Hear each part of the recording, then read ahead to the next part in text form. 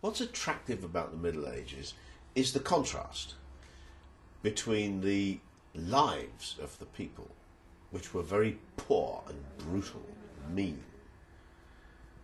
Those people lived in wooden houses and they slept on the floor. A bed was a luxury only for the king and the princes.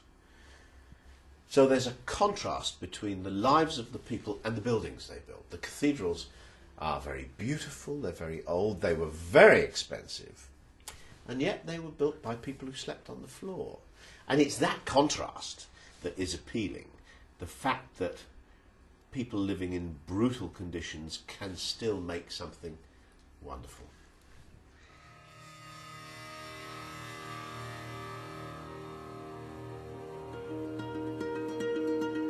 Well, from the start with The Pillars of the Earth, I insisted that it must be a long miniseries. At least 6 hours, better 8 hours. And this was a problem with producers. So we had 2 sets of negotiations that failed with producers. And then finally Ridley Scott came along and said, yes, I'm willing to guarantee at least 6 hours. And so then we were going. These things always take quite a long time, and it was yet more years before all the arrangements were in place.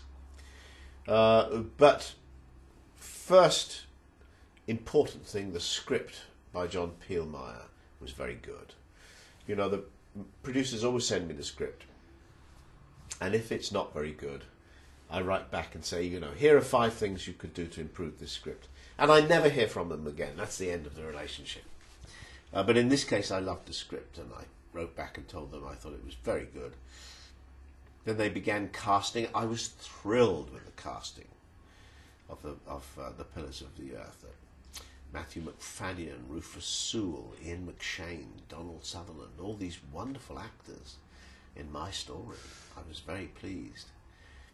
And finally we got to Budapest and started shooting, and the director, Sergio, was very good. All the actors liked him, which was important, by the way, because they were shooting for 6 months.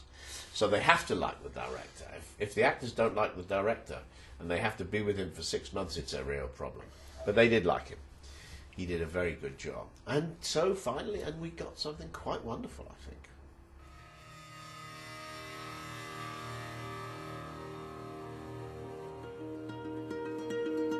Well, the ending was changed, of course. I had an ending that involved the true historical story of Thomas Becket being murdered in Canterbury Cathedral, which made a very nice ending for the book.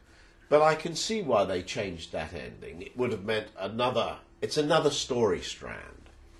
And they decided to end the story in Kingsbridge, which makes a lot of sense. And there are 1 or 2 other things that are left out.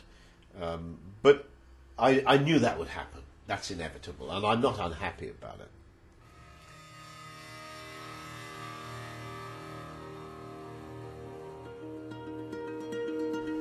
Absolutely, yes. I think, especially if they say anything negative about a book, I think about it a lot. I think, is there something I could have done differently that would have changed their view? What they have to say is much more interesting than what, for example, critics have to say, which is rather abstract and theoretical and doesn't have much to do. Critics aren't very interested in pleasing the audience. They don't have to be interested in that, but I do. So what the readers say is very, very important. I think about it hard. Sometimes I write back to them and say, tell me more. But then they feel as if they're in school and they have to write a book report, so they don't really like to do that. Yeah, my relationship with, I encourage them to write to me, and I take notice of what they say.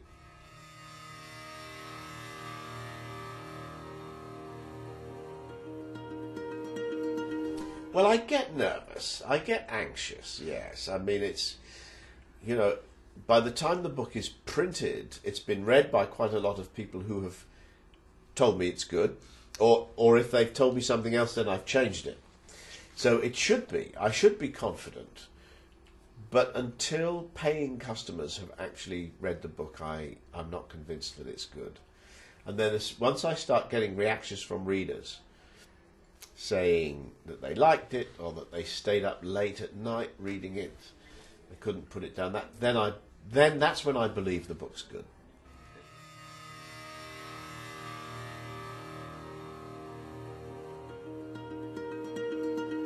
Well, I really enjoyed Isabel Allende's last book. In English it's called Island Beneath the Sea. It's about slaves in Haiti in the 18th century. And it's a very good subject for her because she's a very sensual writer. She writes very well about smells and cooking and vegetation and sex. She's a very good, very sexy writer. And that milieu, the slave-owning world, with all the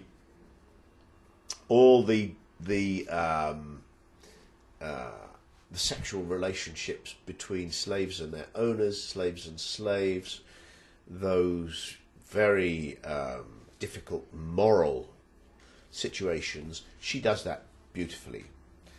So that's the best book I've read recently.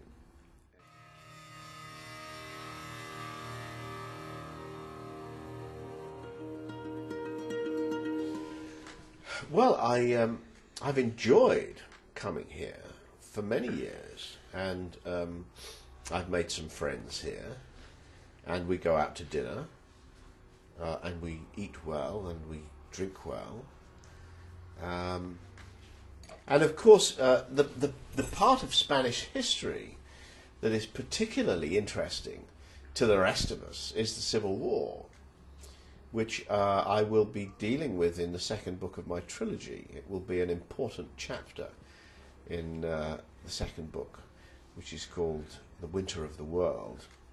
So that aspect of Spanish history is very vivid. Also in The Pillars of the Earth,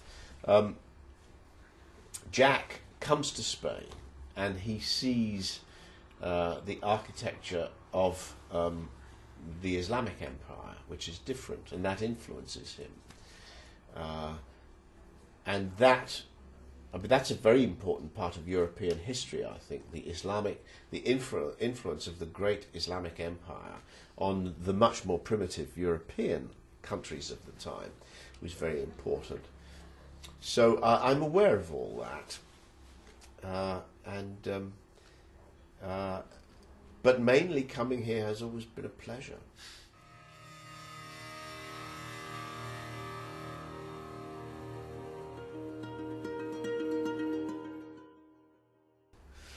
No, the trouble with politics is that everything you want to do, you have to persuade a group of people to do it with you. Everything is done by consensus. And I've seen Barbara do that time and time again. She has an idea, but the first thing she has to do is persuade 6 people that it's a good idea. And all the time she's working in a team, working in a group. Now, I don't have to do that. I just make the decision.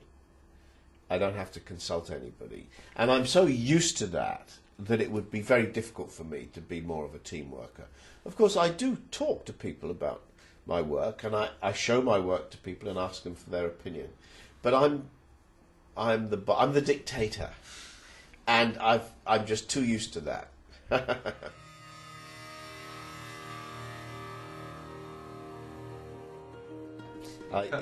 A bad Democrat. I'd be all right as king.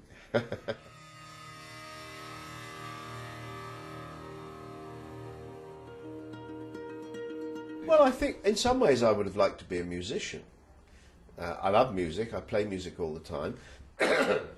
I'm an amateur musician. I play the bass guitar in a blues band. Excuse me, sorry. And I think I could have enjoyed life as a musician. The only trouble is I like to go to bed early, and musicians go to bed very late. That would have been a problem for me.